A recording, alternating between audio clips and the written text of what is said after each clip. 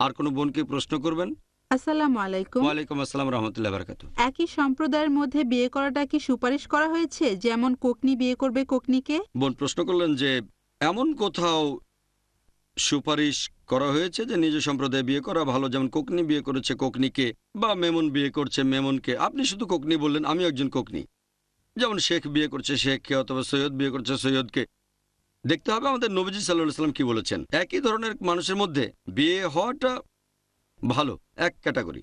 এই ক্যাটাগরিটা হতে পারে একই ধরনের সংস্কৃতি, অথবা সেটা হতে পারে অর্থনৈতিক অবস্থান, অথবা হতে পারে কোনো সম্প্রদায়। কারণ এদের মধ্যে সাদৃশ্য আছে। কারণ কোকনিদের জীবনযাত্রা একরকম, মেমনদের জীবনযাত্রা আরেক রকম, কেরালার লোকের জীবনযাত্রা অন্য রকম, ইংল্যান্ড আমেরিকার লোকজনের জীবনযাত্রা আরেক রকম, ইউরোপিয়ানের আরেক রকম। তাহলে অনেক পার্থক্য আছে। তাই এক হলে ভালো, তবে ফরজ না। আবার ধরেন, মনে করেন একজন আফ্রিকান বিয়ে করলো ইউরোপিয়ানকে। হতে পারে এমন না যে সম্ভব না, সম্ভব, তবে তাদের মধ্যে ম্যাচ করার সম্ভাবনাটা কম। আবার ধরেন একজন চাইনিজ বিয়ে করলো কেরালার কাউকে।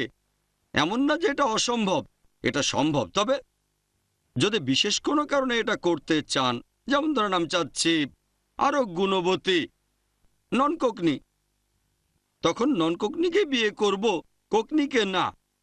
আমার ক্ষেত্রে দেখেন, আমি পারিনি। কোকনি তো দূরের কথা, আমি বোম্বে থেকে কোনো গুণবতী মেয়েই খুঁজে পাইনি। আমাকে যেতে হয়েছে পুনায়, এখান থেকে 160 মাইল দূরে।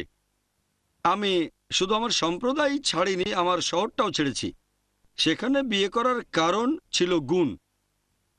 তাহলে যদি গুণের জন্য আপনি এই নিয়মগুলো ভাঙেন, আর্থিক অবস্থান, আভিজাত্য, সম্প্রদায় বা সংস্কৃতি, কোনো সমস্যা নেই।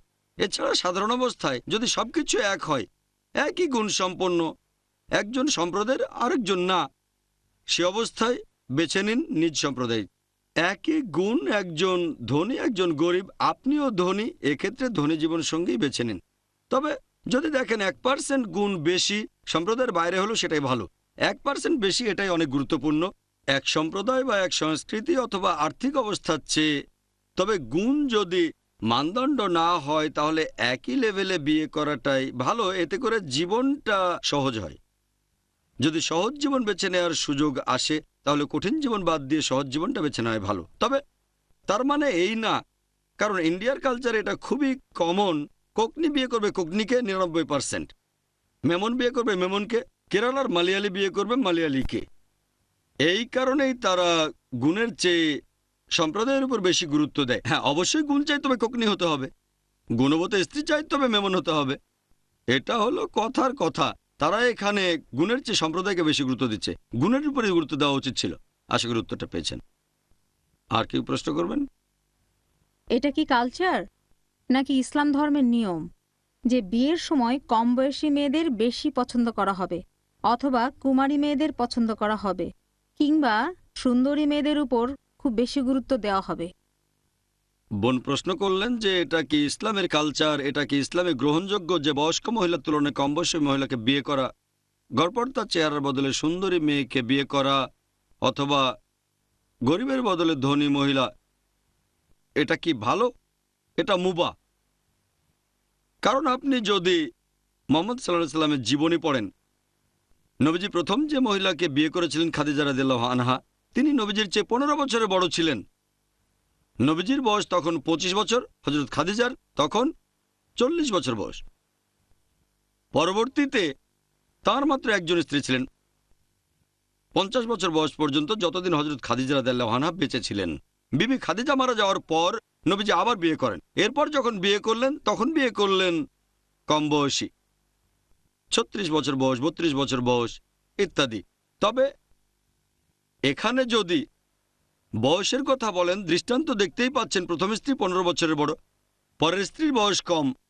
এখানে দেখতে পাচ্ছেন নবীজির প্রথম স্ত্রী হযরত খাদিজা রাদিয়াল্লাহু আনহা ছিলেন বিধবা, তার মানে কুমারী না। নবীজির স্ত্রীগণের মধ্যে মাত্র একজন ছিলেন কুমারী, আর কেউ কুমারী ছিলেন না। হয় ছিলেন বিধবা অথবা তালাকপ্রাপ্তা। তার মানে এমন না যে কুমারী না এমন কাউকে বিয়ে করা সুন্নত। তবে নবীজি তার জীবনে আমাদের জন্য অনেক দৃষ্টান্ত রেখে গেছেন।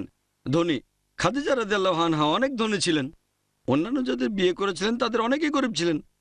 তাহলে নবীজি বিয়ে করেছেন ধনী মহিলাকে, বিয়ে করেছেন গরিব মহিলা, বয়স্ক মহিলা, কম বয়সী মহিলা, কুমারী, কুমারী না, অনেকে তালাকপ্রাপ্তা এবং বিধবাও ছিলেন। তাহলে দেখতে পাচ্ছেন এক সম্প্রদায়, আমার মতে এটা মুবাহ, এটা আপনার ব্যক্তিগত পছন্দ। আমাদের নবীজি সাল্লাল্লাহু আলাইহি ওয়াসাল্লাম বলেছেন, এই কথা আগে বলেছি, এই হাদিসটা আছে সহিহ বুখারীতে 7 নম্বর খণ্ড, বুক অব নিকাহ, 5090 নম্বর হাদিস, যে আমাদের নবীজি সাল্লাল্লাহু আলাইহি ওয়াসাল্লাম বলেছেন, যখন কেউ বিয়ে করে সে 4টা জিনিস দেখে: সৌন্দর্য, সম্পদ, আভিজাত্য এবং গুণ। এগুলোর মধ্যে সেরা হচ্ছে গুণ। কেউ যদি সৌন্দর্য দেখে সেটা হারাম না, কেউ কম বয়সী স্ত্রী চাইলে সেটাও হারাম না, কেউ সম্পদশালী স্ত্রী চাইলে এটাও হারাম না, অভিজাত পরিবারের স্ত্রী চাওয়াটাও হারাম না। তবে এগুলোর মধ্যে গুণ হচ্ছে সেরা, গুণের উপর গুরুত্ব সবচেয়ে বেশি। যদি এমন কোনো গুণবতী মেয়ে পান যে কম সুন্দরী, এখানে সৌন্দর্যের চেয়ে গুণের উপরেই বেশি গুরুত্ব দেবেন, তাহলে গুণবতী কম সুন্দরী স্ত্রী সুন্দরী আর কম গুণের স্ত্রীর চেয়ে ভালো। গুণের উপরই গুরুত্বটা সবচেয়ে বেশি। ইসলাম ধর্মে এগুলো ছাড়া অন্য মানদণ্ডের উপর গুরুত্ব দেওয়া হয়নি। আর গুণের গুরুত্বের কথা যদি বলতে হয়, এটা নিশ্চিত করে বলা যায়। আশা করি উত্তরটা পেয়েছেন।